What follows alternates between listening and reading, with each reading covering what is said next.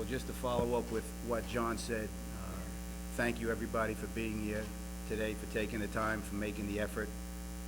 Really looking forward to meeting everyone, as well as working for this university and, being a member of this community. Everyone's been so kind during this transition, getting here, and it's been nice to meet all the friendly folks in the city of Lexington and a lot of the members of the Big Blue Nation.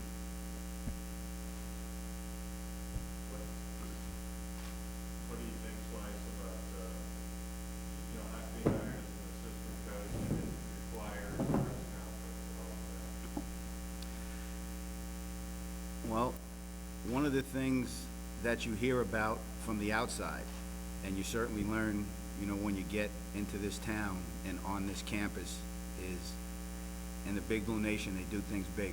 So, again, it's nice to see everybody and really appreciate how consumed, this town and this state is, and how supportive they are, and their love for basketball. It's something that struck me a long time ago when I actually had a lot more hair and a lot less weight, and I came here and spent some time with Coach Hall working at his basketball camp, and it's left an indelible impression on me. So being here now is basically like a dream come true.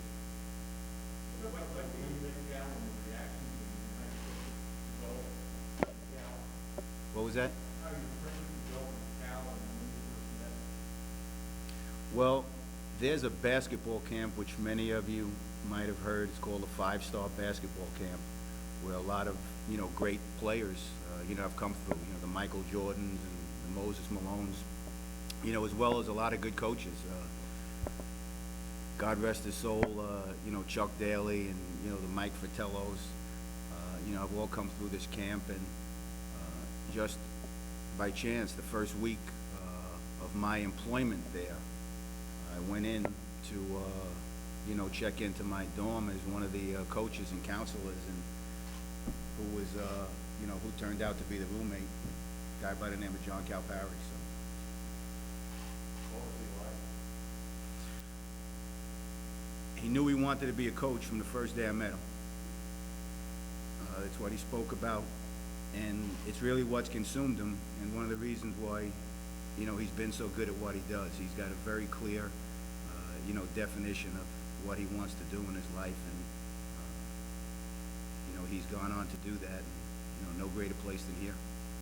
Have you guys maintained contact after that? You've been in contact for a while.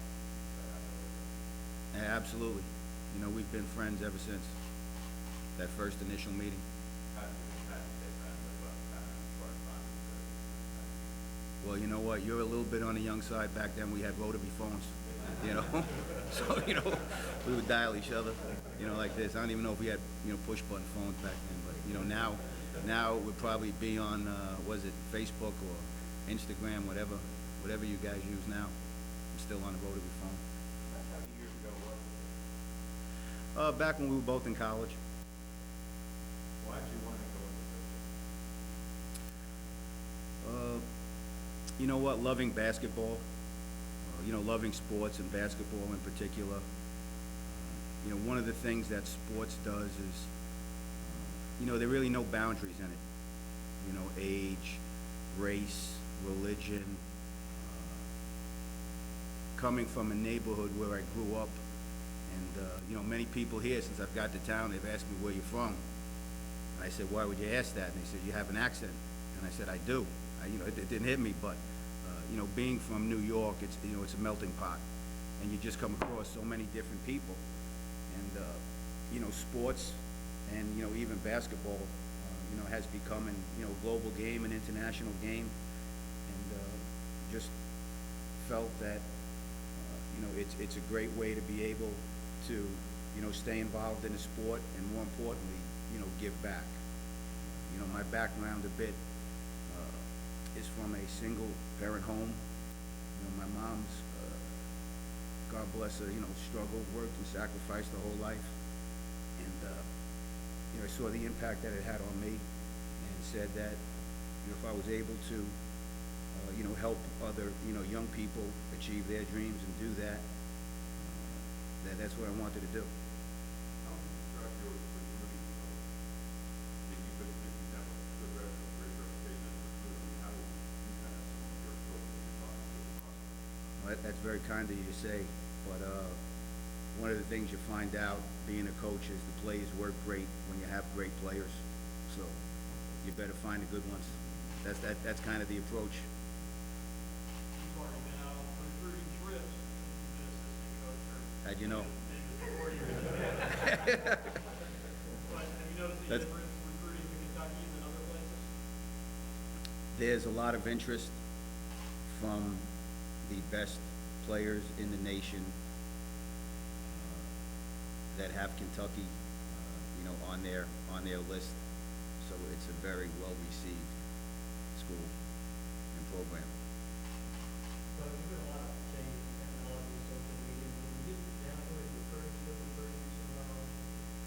That's what they say. There have been a lot of changes with the social media, and someone like myself needs to catch up with them. I think going back to one of the previous questions, it still gets down, to people, and it's just like, anything even in business. The contract is only as good as the people it's written between.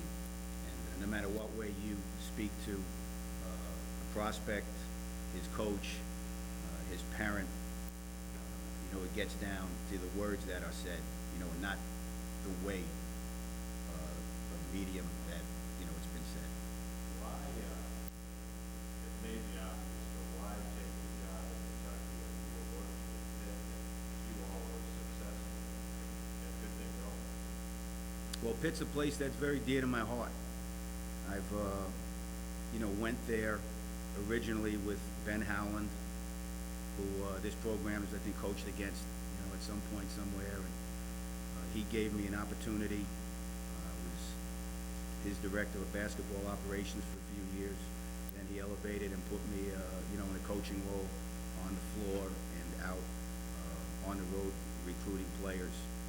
And they're very, good people. Having been there for quite a number of years, and even staying there, passing on an opportunity to work at UCLA, and turning down other positions, some of them even in my hometown of New York, just goes to show how much I, think of that university and the people, in that city. But Kentucky, as I said before, is a dream come true. So we heard your name, the last time you spent time as coach. You and Cal talked before, maybe over the course of time you know each other. Has there been times you've had discussions about working together? He's been very kind, and I better take it this time. There may become a time he doesn't ask anymore. So better take it. I'm sure there's a long line of people, that would want this, and every year the line gets longer. So. You've got a pretty stacked roster coming back next week. You're watching them see what your impression was. Well, looking forward to it, very much as I guess a lot of people are. That's the single common denominator. A lot of people are looking forward, to next season. And probably most importantly, it seems that the players are. When you see them and when you speak to them, and that's what really this whole thing is about. It's about the players. So when you were at Pitt, you had a couple guys down the road commit to Pitt and kind of cited you as the main reason. Do you imagine that you'll try to recruit them to Kentucky? You know what? We'll see how that unfolds. Again, the best players in your program, they're the best recruiters. And people could say certain things about coaches and staffs and how they recruit, but the best recruiters are your players, because they're the actual living proof of what's going on and how things are being done. So do you think it's time to talk about how crazy it is that you get bringing together a five-star through the letters in there? meant to be. You know, like you said, we've spoke about it in the past, and, now the opportunity really, presents itself. And, I'm the first one to tell you, I've got a blessed life. How have you seen Cal change as a head coach from 30 years ago, 2010, to the last year? Well, like we already stated, he's wanted to coach since, when we first met. It's something, it's kind of a similar bond. We both were working at that camp, like many other counselors and coaches that have gone through there, because we knew that was what we wanted to do and hoped to do, professionally. Not a lot of people in college, go through and, whether they want to work in the business sector, whatever they want to do, have a job handed to them when they get out of school. So you go there to 5-star at the time for, Mr. Garfinkel, Howard Garfinkel, and Will Klein, and, you paid your dues and you cut your teeth in that environment, and hope to one day get an opportunity. And that's, how a lot of that developed. Can you explain the origin of the name Slice? Well, we'll go back to Howard Garfinkel. During those years at the 5-star basketball camp and growing up in New York, really didn't shoot the ball that well. So the only way to, try to stay on the court and win a game was to basically navigate your way to the basket. And Mr. Garfinkel affectionately called me Slice, and that was how it started, where it started, and the name's kind of stuck. He had a lot of people, at that time, coming through his camp, and that's what he kind of dubbed me as, and it's stuck ever since. So you have been there a long time. Do you know if John and you were looking at any transfers that might have stood up this upcoming year, or? You're the recruiting guy here, huh? You're the recruiting guy in this group. You probably want to have your own session after everybody else leaves, huh? You know what? I'm just still trying to get my feet on the ground. I'm trying to find a place that has like hot browns with Parmesan cheese on it, over here. So we'll get to the, transfers at another time. Coach, you said you worked Joe Hall's camp. What do you remember from that? What a gentleman he was. Here's a guy that was at the top of his profession, and he took the time to respond, and wrote a handwritten letter back to somebody that he didn't even know, didn't even meet, and said, if you want to coach, come down here and work, and I give you the opportunity. And it was nice, actually, just to run into him my first week here, to go back and have lunch with him. What year was that? Off the top of my head, and obviously you see there's a lot off the top of my head. I couldn't tell you, but it was back during my days when I was in college. So I used to have a 4-head, now I got a 5-head. You've been a head coach. Yeah. I was wondering That's when I had a lot more hair. what the difference is in your mind for being in the main chair and being in the chair next to the main chair. Well, you know what? Both positions are very good. If you had to ask me, what's one thing that stands out in your mind? Probably, as an assistant coach, you make suggestions. As a head coach, you make decisions. And that would probably be my best way of, summing it up. As a member of a staff, you may see things in more or less like snapshots. And as a head coach, you have to kind of see a portrait, and see the whole thing. Have you, I'm wondering if you've decided, during the game that you will be watching nets or, how you'll be treated? You know what? We haven't gotten that far yet. I'm actually still trying to find a place to live. That's where I was right before I got here, and the potential landlord, we're going over the lease, and he wants to sell the place, and asked me to vacate it in like 30 days. And I said, well, would you like me to vacate? And he says, well, within 30 30 days of somebody wanting to buy in it. I said, well, you know, during a basketball season, you really don't want to move. So he's going like, well, when can you move? And I told him, hopefully not till April, you know, want to be playing till April. So, you know, sometime after that, just make the lease out, you know, after. All this agreement from the outside, I mean, when you're at Pitt and you look at a program like this, you look at it recruiting, whatever, I mean, what was your outside view of it in looking, in terms of trying to go up against professional recruits, maybe, you know, trying to coach it, what was that like, bearing down, kind of being able to get off from some students? Well, again, having come down here that initial time with Coach Hall at his camp, you know, you see the way things are done here. And then, as you referenced Pitt, we played here for an NCAA tournament game at Rupp Arena in one of our regionals.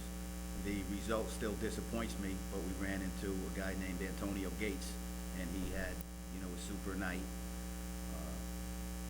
One of my all-time favorite players who have coached is from Lexington, Jerron Brown. So having some background here, you know, even though I may be new to the city, again, not necessarily new to the Kentucky program, and you know, the Lexington, you know, way, you know, of how they feel about their basketball. So, you know, the bar is high here, and it should be. You know, when somebody previously asked a question about John, you know, he sets the bar even higher. You know, Coach Cal. Did you describe it as a program on steroids too, like the other rest? Yeah, he likes that, you know, and then you go in the office and you see the pillow there, you know, y'all are crazy, you know, so, you know. Couple more questions. How much desire or do you have to get back to the main chair, the decision chair? You know what, we'll let that process play out. Right now, I'm just really enjoying this. I've always felt good in my life, fortunately. You know, I've said the Lord has blessed me. You know, I got my mom to thank so much, but I just want to, you know, live in this moment right now and do whatever part can to help, you know, Coach Calipari, his staff, and this university win another national championship. How much did being a head coach when you went back to being the assistant, how much did that help you as an assistant? Feel that it would help anybody. It was definitely something that sharpened my lenses a lot more. You know, when you have that experience, you know, on a daily basis for, you know, a good length of time, it definitely brings different things, you know, to the forefront. And hopefully that makes you better, you know, in the role that, you know, I have right now. Your impression of when you left the Coach Rogan was Excuse me? your impression of what you did saying when Coach Rogan was Well, Coach Robick is another five-star guy, so basically know him even from, you know, his GA days, and he's been to multiple Final Fours, and, you know, has won some, you know, got a national championship, and, you know, the same thing with Coach Payne. Very excited, you know, to be on their staff and look forward to working with them.